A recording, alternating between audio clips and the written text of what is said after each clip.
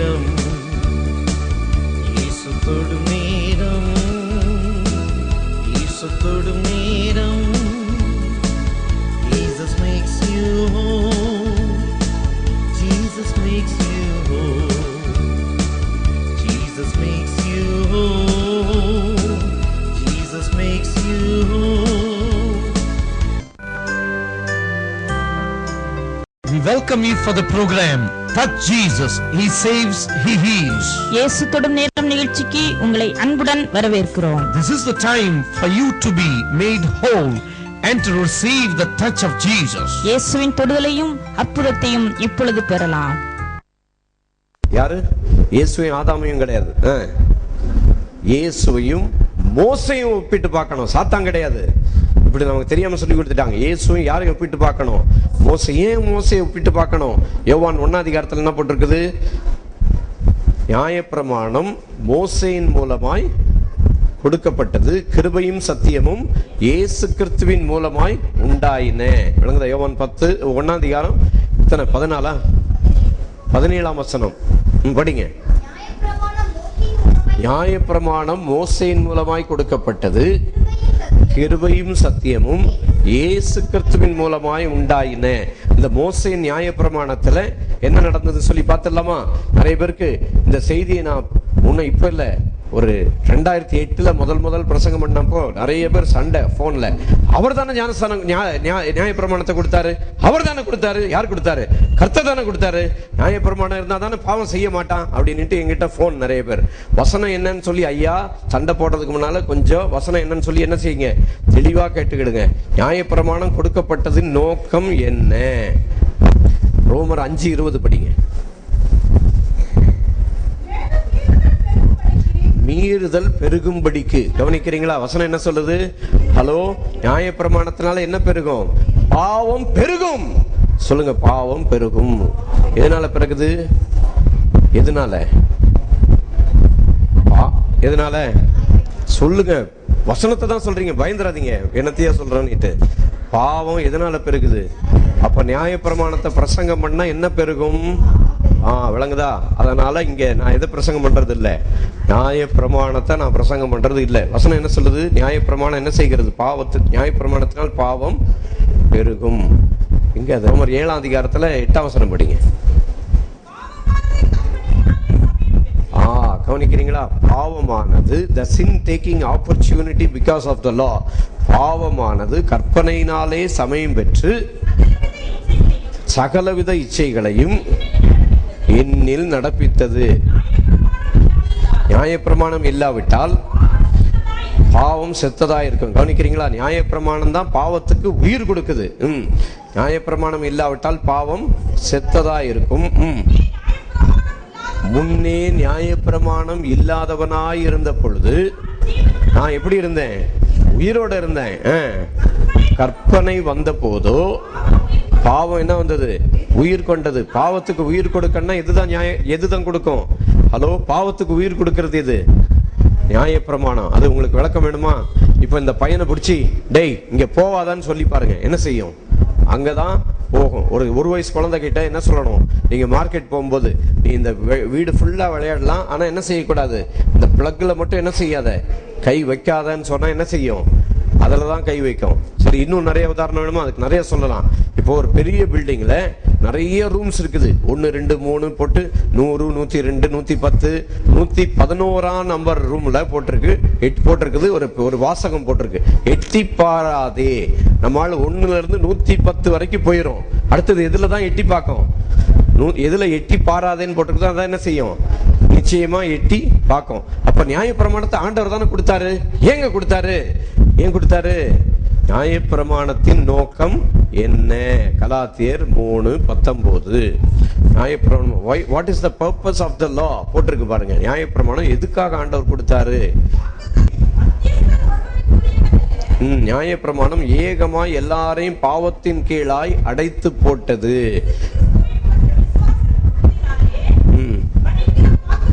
Right, போதும். அதாவது குறிப்பு எதுக்காக அதை படிக்க சொன்னா, நியாயப்பிரமாணம் என்ன பண்ணிச்சு? எல்லாரையும் பாவியாக்கிடுச்சு. ரோமர் 3:19 படிங்க. வாய்கள் யாவும் அடைக்கப்படும்படிக்கு உலகத்தார் யாவரும் தேவனுடைய ஆக்கினை தீர்ப்புக்கு ஏது உள்ளவர்கள் ஆகும்படிக்கு. அப்ப மோசே கொடுத்த நியாயப்பிரமாணம் என்ன பண்ணிச்சு? எல்லாரையும் ஆக்கினைக்குள்ளாக தீர்த்தது. ஒருத்தனும் தப்ப முடியாது. கவனிக்கிறீங்களா? ஒருத்தனும் என்ன செய்ய முடியாது. அந்த கவனிக்கிறீங்களா? இயேசு இந்த உலகத்துல இருந்து ஊழியம் செஞ்ச நாட்கள்ல என்ன நடந்துச்சு? அன்னைக்கு இருந்த பரிசேயர் சதுசேயர் என்ன பண்ணாங்க? நியாயப்பிரமாணத்தை அவங்க லெவலுக்கு கொண்டு வந்து வச்சுக்கிட்டாங்க. ஆண்டவர் இயேசு என்ன பண்ணாரு? இயேசு இந்த உலகத்துல வந்த பொழுது நியாயப்பிரமாணத்தின் போதகராய் இருந்து கலாத்தியர் 3 சொல்லியிருக்கிறது போல நியாயப்பிரமாணத்திற்கு கீழ்ப்பட்டவர்களை மீட்டுக் கொள்ளத்தக்கதாக கிறிஸ்து வந்தார் சொல்லி போட்டிருக்கு. அதனால இயேசு கிறிஸ்து இந்த உலகத்துல நியாயப்பிரமாண போதகராய் வந்து நியாயப்பிரமாணத்தை ஸ்டாண்டர்டை உயர்த்தி வச்சாரு. நியாயப்பிரமாணம் இல்லைன்னு சொல்லல. இயேசு என்ன பண்ணாரு? நியாயப்பிரமாணத்தை நிறைவேற்றி முடிச்சிட்டாரு. எங்க போட்டிருக்கு? மத்தேயு 5:17-19 போட்டிருக்கு பாருங்க. இயேசு என்ன பண்ணார்? நியாயப்பிரமாணத்தை நிறைவேற்றிட்டாரு. நியாயப்பிரமாணத்தை ஆனாலும் தீர்க்க தரிசனங்களை ஆனாலும் அழிக்கிறதற்கு வந்தேன் என்று எண்ணிக்கொள்ளாதீர்கள். அழிக்கிறதற்கல்ல, நிறைவேற்றுகிறதற்கே வந்தேன். நியாயப்பிரமாணத்தை யார் நிறைவேற்றினது? யாருங்க? யாரா நிறைவேற்ற முடியுமா? ஹலோ, நிறைவேற்ற முடியுமா? நியாயப்பிரமாணத்தை நிறைவேற்ற முடியுமா? முடியும்னு சொன்னீங்கன்னா இப்ப நான் அடுத்த கேள்வி கேட்பேன். என்ன கேள்வி கேட்பேன்? இயேசு எப்படி உயர்த்தினார் தெரியுமா நியாயப்பிரமாணத்தை? சகோதரனை பார்த்து வீணனேன்னு சொல்லுகிறவன் எரி நரகத்துக்கு ஏதுவாயிருப்பான், கொலைகாரன்ட்டாரு. இயேசு எல்லாரையுமே கொலைகாரன் ஆக்கிட்டார். தெரியுமா உங்களுக்கு? ஹலோ, கவனிக்கிறீங்களா? இயேசு எல்லாரையும் என்ன ஆக்கிட்டாரு? கொலைகாரன் ஆக்கிட்டார். அடுத்தது இயேசு என்ன எல்லாருமே என்ன ஆக்கிட்டாரு? எல்லாருமே விபச்சாரக்காரன் ஆக்கிட்டார். ஆண்டவர் சொன்னாரு, பூர்வத்தாருக்கு உரைக்கப்பட்டதை கேள்விப்பட்டீர்கள், நான் உங்களுக்கு சொல்லுகிறேன், ஒரு ஸ்திரீயை இச்சையோடு பார்க்கிற எவனும் அவளோட விபச்சாரம் செய்ததாயிற்று. அப்ப நியாயப்பிரமாணத்தின் நோக்கம் என்ன? எல்லாரும் பாவின்னு சொல்லி சொல்றதுக்காக நியாயப்பிரமாணம் கொடுக்கப்பட்டது. கலாத்தியர் 3:19 நான் இப்ப சொல்லிக்கிட்டு இருக்கிறேன். அங்க அந்த கேள்வி கேட்டிருக்கோம். கலாத்தியர் 3:19 சொல்லிட்டு எல்லாரும் ஏகமாய் பாவத்தின் கீழாய் அடைத்து போட்டுட்டு அங்க சொல்லி அடுத்த என்ன சொல்லும்? கிறிஸ்துவினிடத்தில் நடத்தும் உபாத்தியாய் இருக்கிறது. நியாயப்பிரமாணம் என்னது? யார்கிட்ட உங்களை கொண்டு வந்து விடுது? உன்னால உன் பாவத்திலிருந்து வெளியே வர முடியாது. உனக்கு யார் வேணும்? உனக்கு ஒரு ரட்சகர் தேவை. அதனால உன்னால, உன் சக்தியினால, உன் முயற்சினால பாவத்திலிருந்து என்ன செய்ய முடியாது? வெளியே வர முடியாது. ஏனென்றால் ரோமர் புஸ்தகம் அங்கே ரோமர் 3:19 சொல்லுது, நியாயப்பிரமாணம் எல்லாரையும் ஆக்கினைக்குள்ளாக தீர்த்தது அப்படின்னு சொல்லி ரோமர் 3:19 சொல்லி இருக்குது. ஆனா இயேசு கிறிஸ்து என்ன பண்ணாரு? ஒருத்தருக்குமே, இயேசு ஏத்துக்கிட்ட யாருக்குமே என்ன கிடையாது? ஆக்கினை தீர்ப்பு இல்ல. உங்களுக்கு எனக்கு என்ன கிடையாது? ஆக்கினை தீர்ப்பே இல்ல. எங்க போட்டிருக்குது? 5:24 என் வசனத்தை கேட்டு என்னை அனுப்பினவரை விசுவாசிக்கிறவனுக்கு நித்திய ஜீவன் உண்டு, அவன் ஆக்கினை தீர்ப்புக்கு எங்க தேடுறாங்க ஒரு சிலர். யோவான் 5:24 சொல்லிட்டு இருக்கிறேன். அவன் ஆக்கினை தீர்ப்புக்கு உட்படாமல் மரணத்தை விட்டு நீங்கி, பிராக்கெட்ல போட்டிருக்குதா பாவம் செய்யாதவனுக்குன்னு இல்ல. சபை மாத்திருச்சு. சபை என்ன மாத்திருச்சு? பாவம் செய்யாதவனுக்கு நித்திய ஜீவன் உண்டு என்றும் பாவம் செய்தவனுக்கு நித்திய ஜீவன் கிடையாதுன்னு சபை மாத்திருச்சு. ஆனா யோவான் 3:36 என்ன சொல்லுகிறது? குமாரனிடத்தில் விசுவாசமாய் இருக்கிறவன் நித்திய ஜீவனுடையவனாய் இருக்கிறான். குமாரனை விசுவாசியாதவனோ ஜீவன் இல்லாதவன், தேவனுடைய கோபம் அவன் மேல் நிலை நிற்கும். அப்ப இயேசு ஒருத்தன் ஏத்துக்கிட்டானா அவன் மேல என்ன கிடையாது? தேவ கோபம். வாங்கி கேளுங்க. தேவ கோபாக்கினை இன்றைக்கு மனுஷன் மேல கிடையவே கிடையாது. எங்க போட்டிருக்குது? ஏசாயா 54:9, ரோமர் 5:9, 1 தெசலோனிக்கேயர் 5:9 இந்த 3 வசனங்கள்ல போட்டிருக்குது. என்ன கிடையாது? மனுஷன் பாவம் செஞ்சாலும் பிதாவாகி தேவன் மனுஷன் மேல என்ன செய்யப்பட முடியாது? கோபப்படவே முடியாது. ஏன் முடியாது? உங்க மேல என் மேல விழ வேண்டிய மொத்த கோபாக்கினை யார் மேல விழுந்து விட்டது? பாவம் செய்யாத இயேசு கிறிஸ்துவின் மேல் விழுந்து விட்டது. ஆமென். அதாவது நியாயப்பிரமாணம் இல்லாவிட்டால் மீறுதலும் இல்லை. உங்களுக்கு எனக்கு என்ன கிடையாது? நியாயப்பிரமாணம் கிடையாது. ஏன் கிடையாது? லூக்கா 16:16 சொல்லுது, நியாயப்பிரமாணமும் தீர்க்க தரிசனமும் யோவான் மட்டும்தான். அது முதல் தேவனுடைய ராஜ்யம் சுவிசேஷமாய் அறிவிக்கப்பட்டு வருகிறது. யாவரும் நெருக்கி அடித்துக் கொண்டு அதில் பிரவேசிக்கிறார்கள். யாவரும் பலவந்தமாய் இதில் பிரவேசிக்கிறார்கள். நம்ம பைபிள்ல போட்டிருக்கு. விவிலியத்தில் என்ன போட்டிருக்கு? லூக்கா 16:16 யாவரும் நெருக்கி அடித்துக் கொண்டு அந்த ராஜ்யத்திற்குள்ளே போகிறார்கள். அப்ப ஏன் நெருக்கி அடித்துட்டு போறாங்க? இயேசுவை ஏற்றுக்கொண்ட எல்லாருக்கும் இயேசுவே ஆண்டவர் சொல்லிட்டாலே அவனுக்கு என்ன உண்டு? பரலோகம் உண்டு, நித்திய ராஜ்யம் உண்டு. ஏன் உண்டு? சிலுவையில தொங்கின கள்ளன் என்ன சொன்னான்? என்னங்க சொன்ன? முதல் வார்த்தை என்ன சொன்னான்? ஆண்டவரேன்னு சொல்லிட்டான். ஆண்டவரேன்னு சொன்ன உடனே அவன் என்ன பண்ணிட்டான்? ரோமர் 10:13 அவன் ரட்சிக்கப்பட்டுட்டான். ரோமர் 10:13 என்ன சொல்லுது இங்கிலீஷ்ல?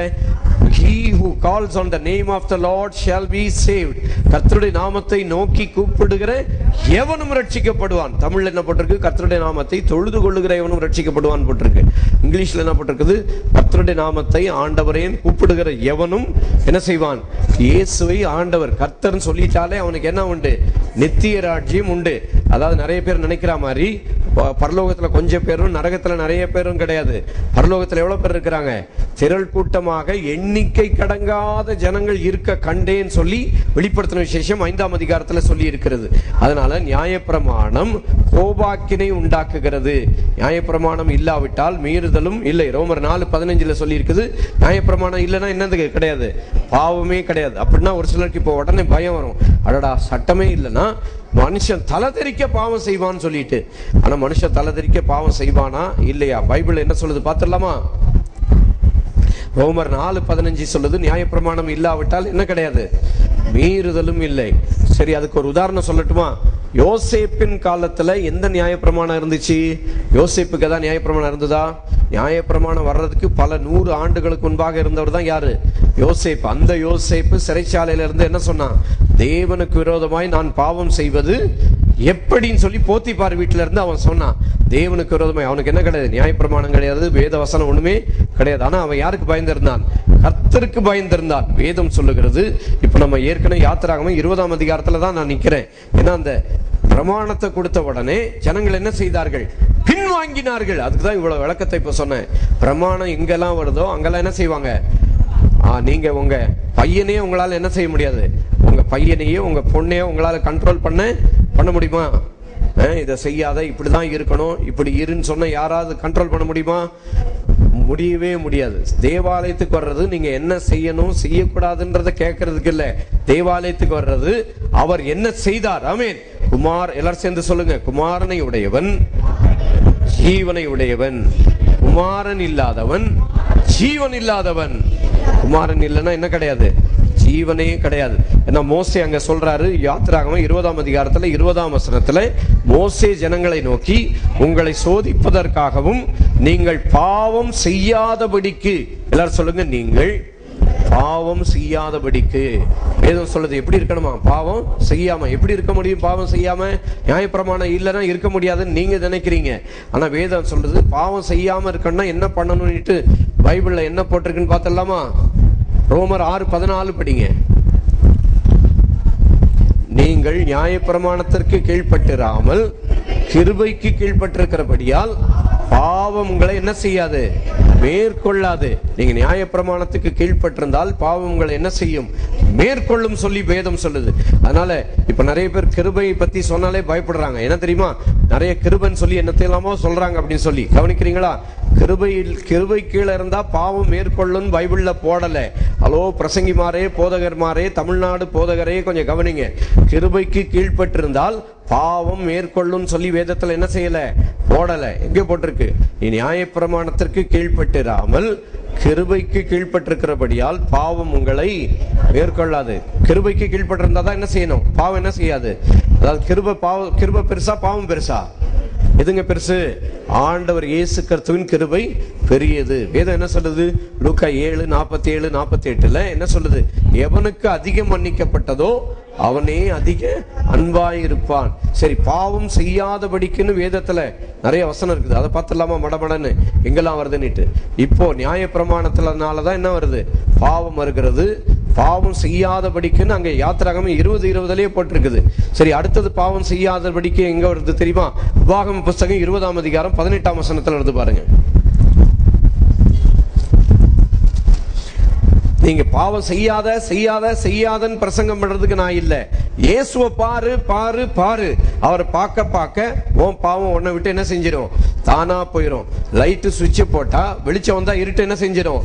தானா போயிடும். நீங்க ஒரு தொடப்பக்கட்டை எடுத்து இருட்டு போன்னு சொல்லி என்ன செய்யறது இல்லை, துரத்துறது இல்லை. அதே போல இயேசு உங்கள் வாழ்வில் வந்து விட்டால் பாவம் உங்க வாழ்க்கையில என்ன செய்யாது, நிக்க முடியாது. அதுக்குரிய வசனத்தெல்லாம் இப்ப மடமட சொல்லிடுறேன் நான். உபாகமம் 20:18 படிங்க.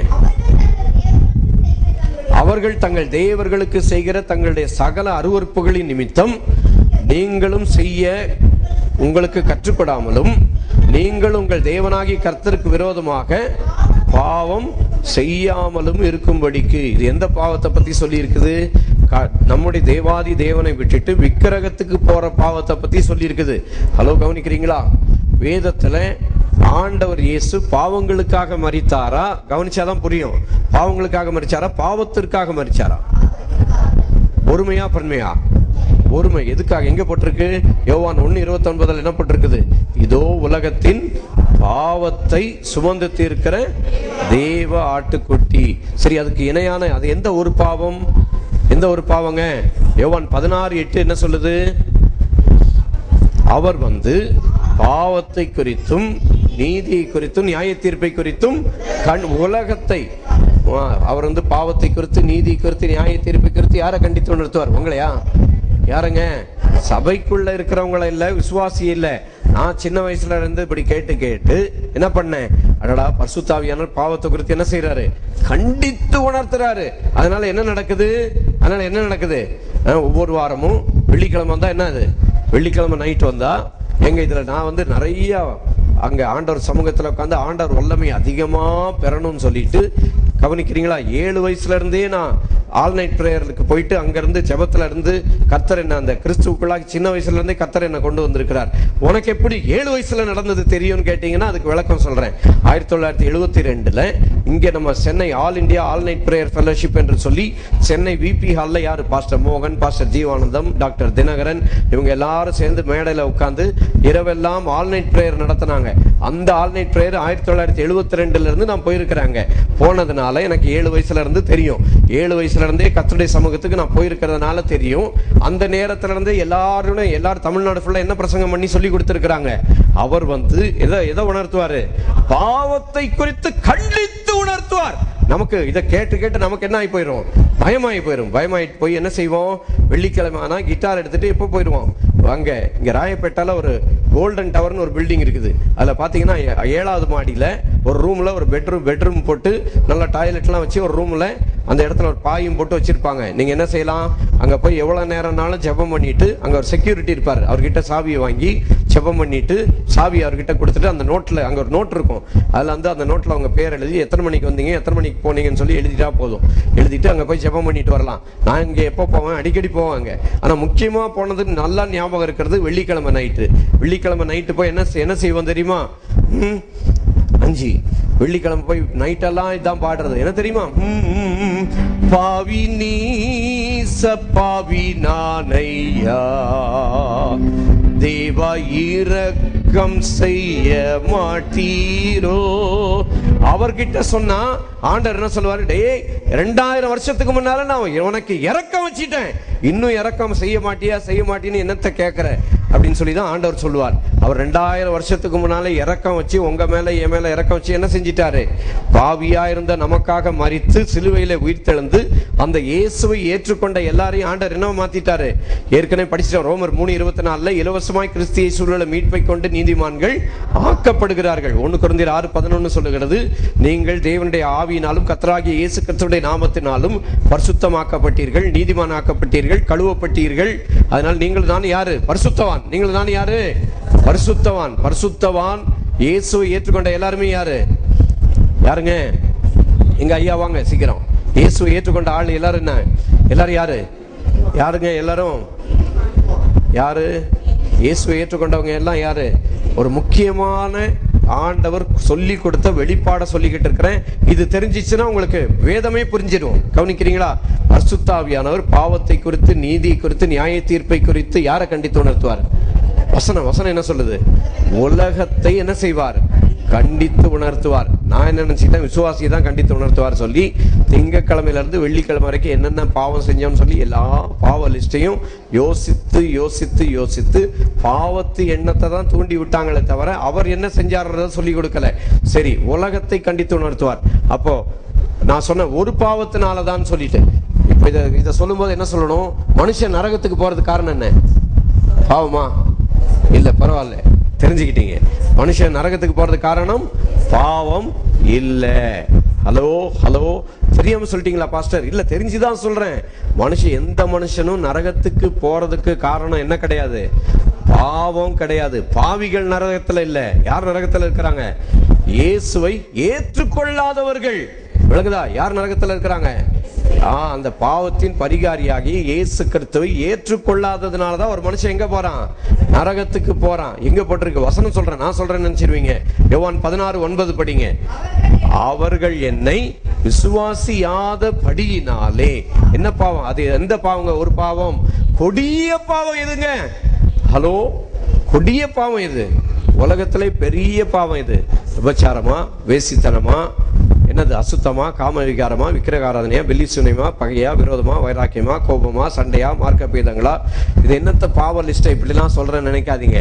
கலாத்தியர் 5:11 5:19 அந்த நாட்கள்ல பாவ லிஸ்ட்டை படிச்சு செபம் பண்ணி இதுல ஏதாவது என் வாழ்க்கையில இருக்குதான்னு படிச்சு பாவத்தை படிச்சு பாவம் மனப்படாம போச்சுங்க. ஆனா பாவத்தினால எந்த மனுஷனும் எங்க போல?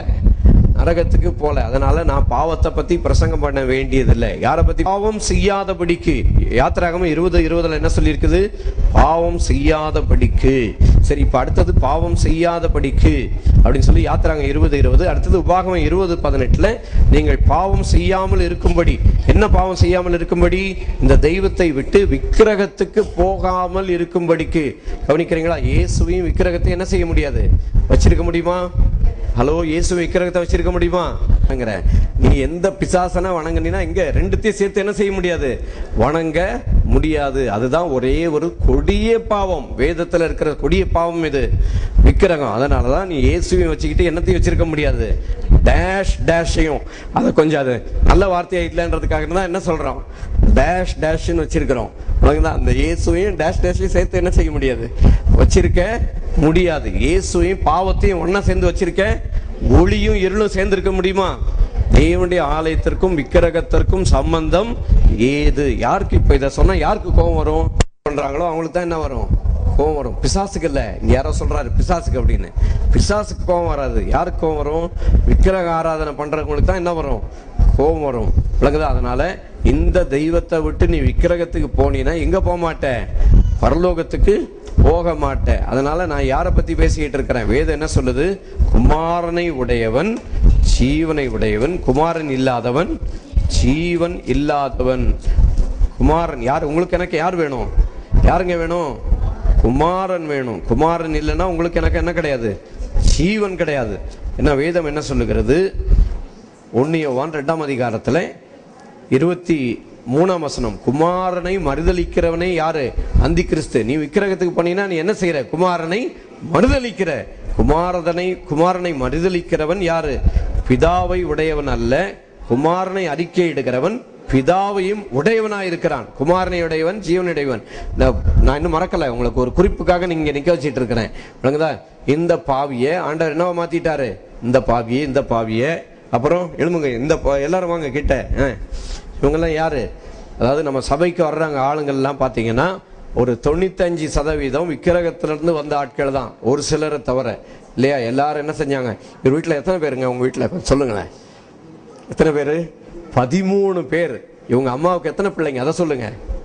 எத்தனை? 13. ஓ, 13 பசங்களா? அதுதான் சொல்றீங்களா? இவருக்கு அண்ணன் கிடையாது, நீங்க தான் அண்ணன் இல்லையா? மீதி எல்லாம் உங்களுக்கு கீழே தான். இவருக்கு கீழே எத்தனை பேர் இருக்கிறாங்க? 13 பேர். தம்பி தங்கச்சி எல்லாம் மொத்தமா சேர்த்து எத்தனை இருக்கிறாங்க? 13 பேர். சரி, இப்ப இவரை எதுக்கு கூப்பிட்டேன்றத சொல்லிடுறேன். இந்த ஐயா யாரா இருந்தாரு? இயேசுவை ஏற்றுக்கொள்றதுக்கு முன்னால விக்கிரகத்தை வணங்கி யாரா இருந்தாரு? கோதண்டபாணியா இருந்தாரு. ஹலோ, கவனிக்கிறீங்களா? இந்த கோதண்டபாணி என்னவா மாறிட்டாரு? கேப்ரியலா. இயேசு ஏத்துக்கிட்டு என்னவா மாறிட்டாரு? கேப்ரியலா மாறிட்டாரு. இந்த கேப்ரியல் இப்ப பாவம் செஞ்சிட்டாரு. கவனிக்கிறீங்களா? இந்த கேப்ரியல் என்ன செஞ்சிட்டாரு? பாவம் செஞ்சிட்டாரு. இப்ப இவர் பாவியாக முடியுமா? பாவியாக முடியுமா? ஏன் முடியாது? கவனிங்க. ஏன்னா இவருக்குள்ள யார் இருக்கிறது? இவர் புது சிருஷ்டியாக்கப்பட்டவர். அதனால கிறிஸ்தவன் நீ போய் பாவம் செய்யின்னு சொல்லல, நான் உங்களுக்கு புரியுற மாதிரி சொல்றேன். அதாவது இவர் கிறிஸ்துவுக்குள்ள பிறந்துட்டார். இப்ப மறுபடியும் இவர் ஆதாமுக்குள்ள பிறக்கணும்னா என்ன செய்யணும்? இவர் செத்து போய் இன்னொரு கோதண்ட பாணியா பிறந்தாதான் இவர் என்னவா பிறக்க முடியும்? ஆதாமுக்குள்ள பாவியா பிறக்க முடியும். நீங்க பாவத்துல பிறந்தீங்களா, பாவம் செஞ்சு பாவியானீங்களா? பாவத்துல பிறந்ததுனால பாவியா, பாவம் செஞ்சு பாவியா? பாவத்துல பிறந்ததுனால தானே பாவி.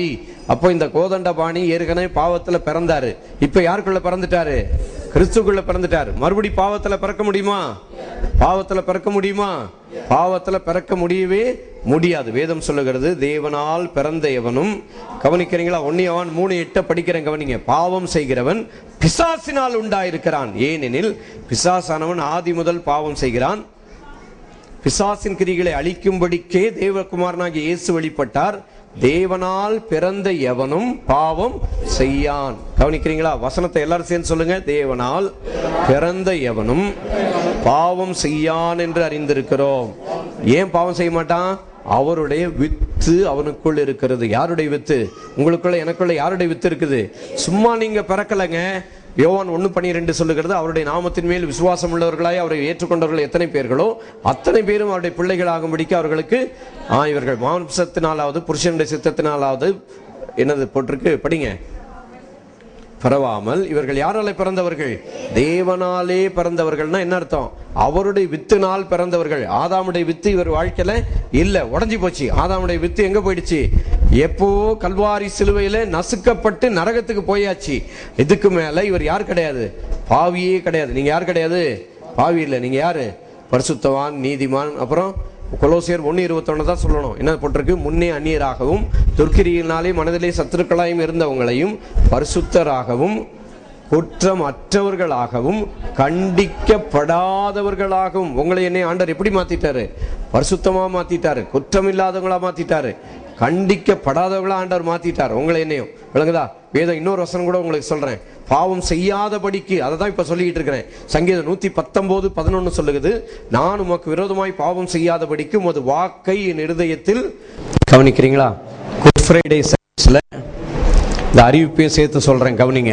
இந்த இடத்துல டச் ஜீசஸ் சபையிலே குட் ஃப்ரைடே அன்றைக்கு ஆசரிப்பு கூடாரத்திலே அந்த பிரகாரம், பரிசுத்த ஸ்தலம், மகா பரிசுத்த ஸ்தலம் என்று சொல்லி எப்படி பிரகாரத்திலிருந்து பரிசுத்த ஸ்தலத்திற்கு ஆண்டவர் நம்மை கொண்டு போயிட்டு அவர் பரிசுத்த ஸ்தலத்திலிருந்து எப்படி வெளியே வந்தார் என்பதை குறித்து இந்த குட் ஃப்ரைடே அன்னைக்கு நம்ம பார்க்க போறோம். இந்த மார்ச் மாசம் கடைசி கிழமை, பெரிய வெள்ளிக்கிழமை அன்று நாம் எப்படி அவருடைய மகா பரிசுத்த ஸ்தலத்திற்குள்ள போனோம் என்றும் அவர் எப்படி அந்த மகா பரிசுத்த ஸ்தலத்திலிருந்து வெளியே வந்தார் என்று சொல்லி இந்த இடத்துல பலிபீடம் வச்சு, பிரகாரம் வச்சு, இந்த இடத்தை ஒரு சின்ன ஒரு ஆசரிப்பு கூடாரமா மாத்தி கர்த்தருடைய மகிமையின் பிரசன்னத்தை இந்த இடத்துல பார்க்க போறோம். பார்க்க போறோம். டச் ஜீசஸ் டவர் சர்ச் எக்மோர்ல இருக்குது. இந்த இடத்துல குட் ஃப்ரைடே அன்னைக்கு ஆசரிப்பு கூடாரத்துல எப்படி பிரகாரம், பரிசுத்த ஸ்தலம், மகா பரிசுத்த ஸ்தலம் நம்ம எப்படி அந்த மகா பரிசுத்த ஸ்தலத்திற்குள்ளே கொண்டு போனார் என்று இந்த குட் ஃப்ரைடே அன்றைக்கு டச் ஜீசஸ் எக்மோர்ல அதை பத்தி செய்தியை நீங்கள் கேட்க போகிறீர்கள். வந்து இயேசு கிறிஸ்துவின் ஆசீர்வாதத்தை பெற்றுக்கொள்ளுங்கள். அதுக்கு அடுத்த இன்னொரு அறிவிப்பு சொல்றேன், கவனிங்க. கிரேஸ் பைபிள் ஸ்டடி, கிருபை பாடங்கள் என்று சொல்லி ஒவ்வொரு ஞாயிற்றுக்கிழமை சாயங்காலம் ஏப்ரல் மாதம் முதல் வாரத்திலிருந்து, முதல் வாரம் முதல் ஞாயிற்றுக்கிழமை 7ஆம் தேதி, ஒவ்வொரு ஞாயிற்றுக்கிழமையும் சாயங்காலம் இங்கே வேதத்தில் ஆதி ஆகமத்திலிருந்து இயேசு கிறிஸ்துவை நாம் ஒவ்வொரு அதிகாரத்திலிருந்து வசனத்திலிருந்து நாம் பார்க்க போகிறோம். Come to seek Jesus from every verses of the Bible. வேதத்தில் இருக்கிற ஒவ்வொரு வசனத்திலிருந்து இயேசு கிறிஸ்துவை காணும்படிக்கு ஏப்ரல் மாதம் முதல் வாரத்திலிருந்து ஆரம்பத்திலிருந்தே வந்துருங்க. கர்த்தர் உங்களை ஆசீர்வதிப்பார். கர்த்தர் பெரிய காரியங்களை செய்வார். God bless you. Right.